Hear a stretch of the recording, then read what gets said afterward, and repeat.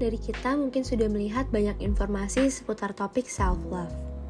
Kita mungkin pernah mendengar kata-kata seperti, kita tidak bisa mengharapkan orang lain mencintai kita apabila kita sendiri belum mencintai diri kita. Tapi, bagi orang yang pernah mengalami hubungan yang berantakan atau pengalaman-pengalaman yang menyakitkan, belajar mencintai diri sendiri mungkin tidak semudah itu. Kabar baiknya adalah bahwa self-love sebenarnya merupakan keterampilan yang dapat kita kembangkan dan pelajari. Jadi yuk sama-sama kita pelajari apa sebenarnya maksud dari self-love dan bagaimana caranya agar kita sendiri bisa punya self-love itu. Sebenarnya, pengertian dari self-love itu sendiri cukup sederhana. Self-love berarti kita bisa menerima diri sendiri sepenuhnya, menghormati diri sendiri, dan memperlakukan diri sendiri dengan baik. Self-love tidak hanya mencakup cara kita memperlakukan diri sendiri, tetapi juga pikiran dan perasaan kita tentang diri sendiri. Ketika kita memiliki self-love, berarti kita secara keseluruhan memiliki pandangan yang positif tentang diri kita. Tapi bukan berarti kita juga selalu merasa positif terhadap diri sendiri. Tentunya itu nggak realistis ya wellmates. Pada waktu-waktu tertentu, kita bisa saja merasa kesal, marah, atau kecewa pada diri sendiri. Tetapi setelah itu, kita perlu berdamai dengan keadaan kita dan dengan diri sendiri. Dengan begitu, kita tetap bisa memiliki self-love. Saat ini, beberapa dari kita mungkin ada yang masih mempertanyakan, apakah self-love itu benar-benar penting? Dan jika iya, memang apa sih manfaatnya? Jadi tentunya, self-love itu sangat penting dan sangat bermanfaat untuk kita semua ya wellmates. Tanpa self-love, kita akan cenderung menjadi sangat kritis terhadap diri sendiri, terjerumus dalam sikap menyenangkan orang lain, dan mengabaikan kebutuhan atau perasaan kita sendiri.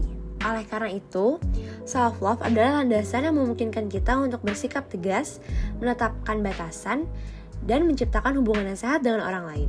Self-love juga membantu kita untuk menurunkan stres dan meningkatkan ketangguhan. Biasanya, rasa stres terjadi karena kita merasa tidak mampu menghadapi tantangan yang ada. Namun, ketika kita memiliki self-love yang kuat, kita tidak akan terpuruk dan menyalahkan diri sendiri, melainkan kita dapat melihat tantangan sebagai peluang untuk berkembang. Sikap ini tentunya membantu kita menjadi lebih tangguh.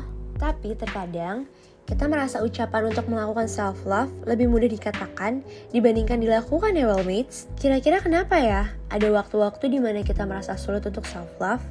Nah, menurut Martin 2023, berikut adalah beberapa hambatan untuk self-love. Yang pertama, mengkritik diri sendiri alias, aku gak pernah cukup, aku gak pernah bisa kayak mereka. Kalau kita terus-terusan membandingkan diri sendiri dengan orang lain, serta hanya melihat kekurangan yang kita miliki, kita akan sulit dan bahkan merasa tidak pantas untuk dicintai. Kedua, ketakutan akan penilaian orang lain alias, apa yang orang lain pikirin tentang aku kalau aku memprioritaskan kebutuhan aku. Ketakutan untuk dipandangin jelek-jelek oleh orang lain akan membuat kita sulit untuk melakukan self-love. Karena kita menjadi lebih mementingkan validasi eksternal dibandingkan well-being pribadi. Ketiga atau yang terakhir, internalized negativity alias, aku tuh gak pantas dapetin kebahagiaan dan dicintai. Mungkin pemikiran ini didapat dari pengalaman negatif di masa lalu atau omongan negatif dari orang lain, sehingga kita kurang percaya diri dan sulit mempraktikkan self-love. Karena wellmates sudah lebih paham ya tentang self-love, Milan mau bagi-bagi 3 tips nih yang bisa dilakukan untuk meningkatkan self-love.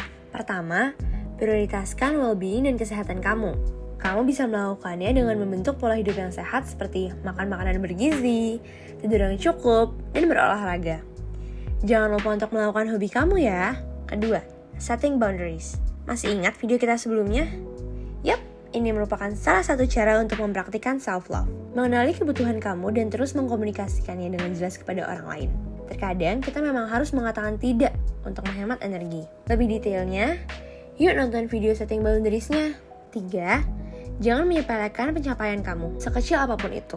Tapi, kalaupun hari ini kamu belum berhasil mencapai goals-nya, it's okay. Masih ada hari esok untuk mencoba pelajaran baru yang didapat dari kegagalan tersebut. Nah, kita udah sampai di bagian akhir dari video kali ini. Gimana wellmates? Udah makin paham dong ya mengenai self-love? Tapi kalau belum paham, boleh banget kok langsung komen aja ya. Oh iya, dan kalau wellmates merasa butuh tempat untuk bercerita karena masih kesulitan untuk melakukan self-love, jangan lupa, kamu gak sendiri. Mencari dan berkomunikasi dengan orang-orang yang kamu percaya juga merupakan bentuk self-love juga loh. Selain orang-orang terdekat, ada tenaga profesional yang siap membantu wellmates. Nah, salah satunya kita, welcome. Welcome memiliki layanan konseling. Jadi, teman-teman bisa bercerita dengan peer counselor atau psikolog profesional via online maupun offline. Untuk detailnya, teman-teman bisa cek sosial media kita ya di description box. See you next time, all mates, and have a nice day!